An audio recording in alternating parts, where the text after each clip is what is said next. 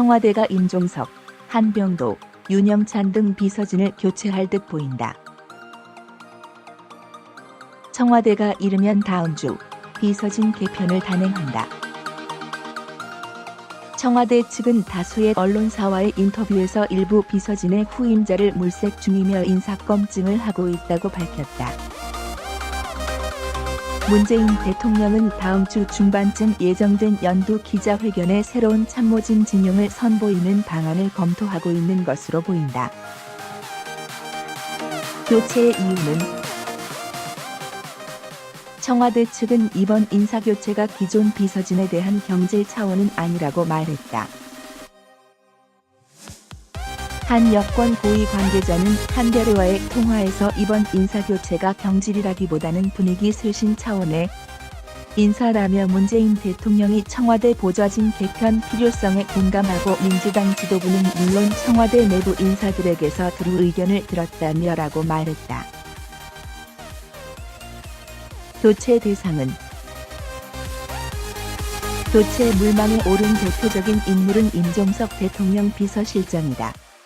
이외에도 한병도 정무수석과 윤영찬 국민소통수석의 교체가 거론되고 있다.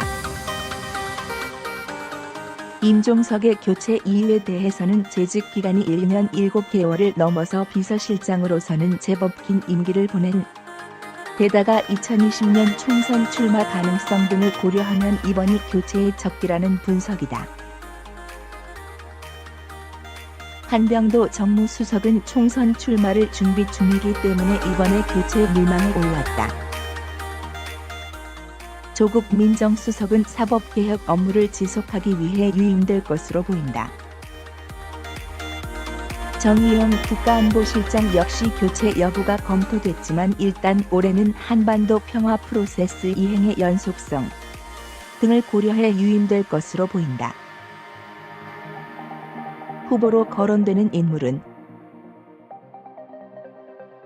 임종석 실장의 뒤를 이을 인물로는 노영민 주중대사가 유력하다. 노영민 대사는 2012년 대통령 선거 당시 문재인 후보의 비서실장을 2017년 대선에서는 조직본부장을 맡았던 문 대통령의 최측근 인사로 분류된다.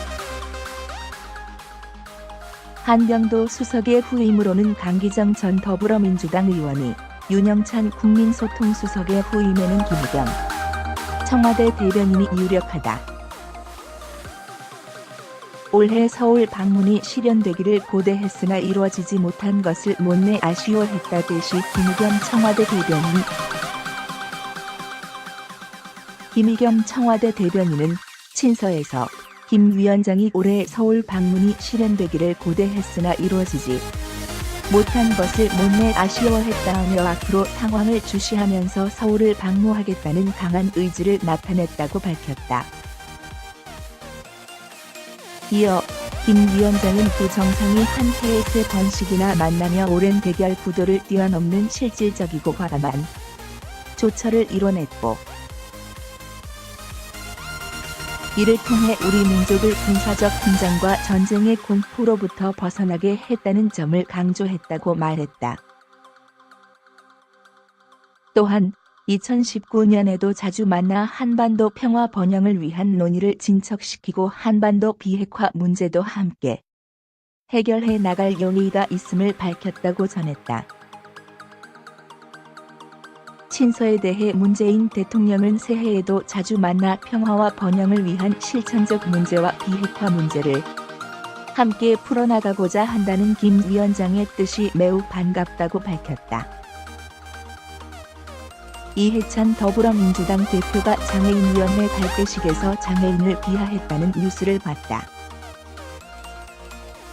그가 한 말은 다음과 같다. 신체장애인보다 한심한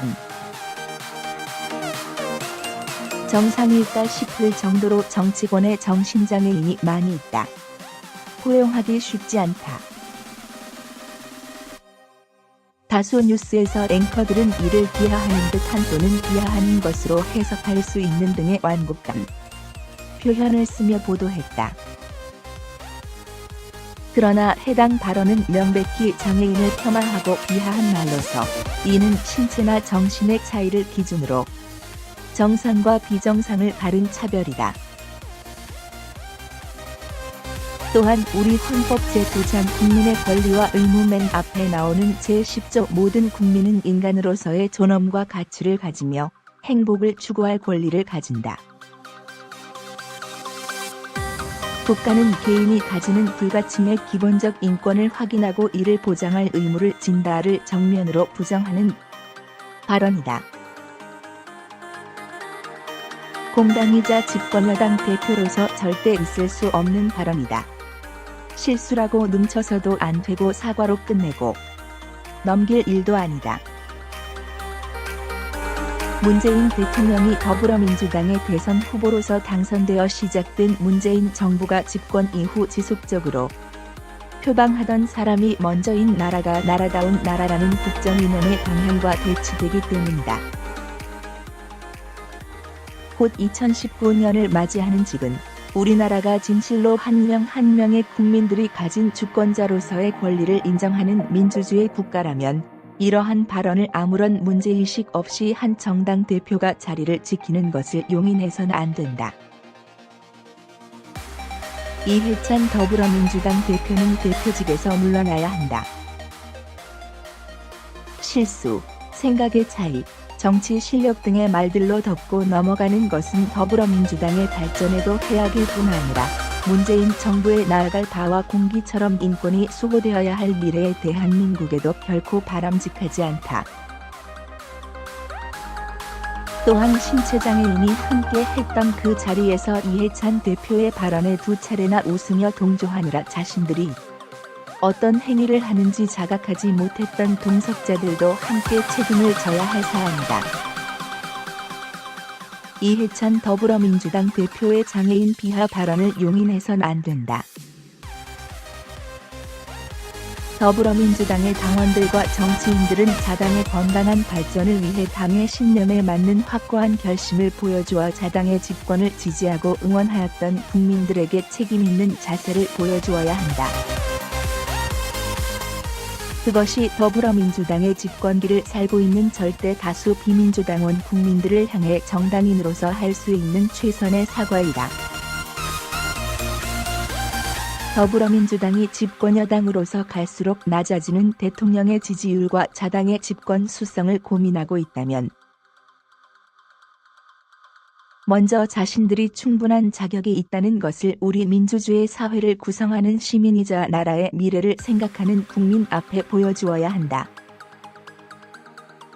이해찬 더불어민주당 대표는 당대표직에서 물러나야 한다.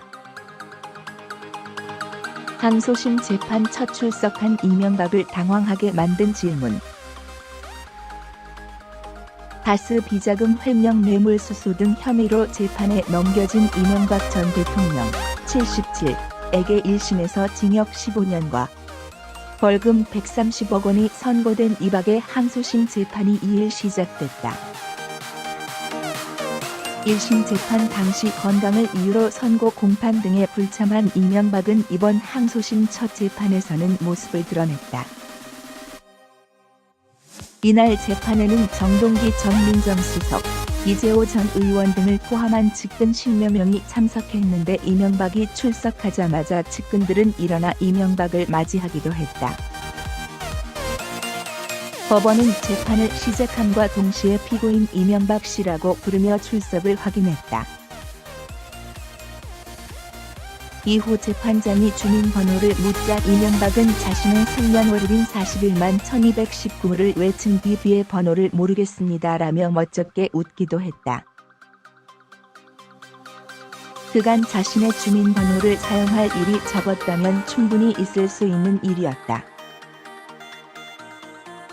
공판이 시작되자 이명박 측 변호인인 강훈 변호사는 다스 실소유주의 의혹과 관련해 검찰이 제시하는 증거는 다스가 이 전 대통령이 설립한 회사라는 김성우 전 다스 사장의 진술 증거뿐인데 신빙성이 없다하며 다스가 누구 법리까는 사회를 큰 혼란에 빠뜨린 질문.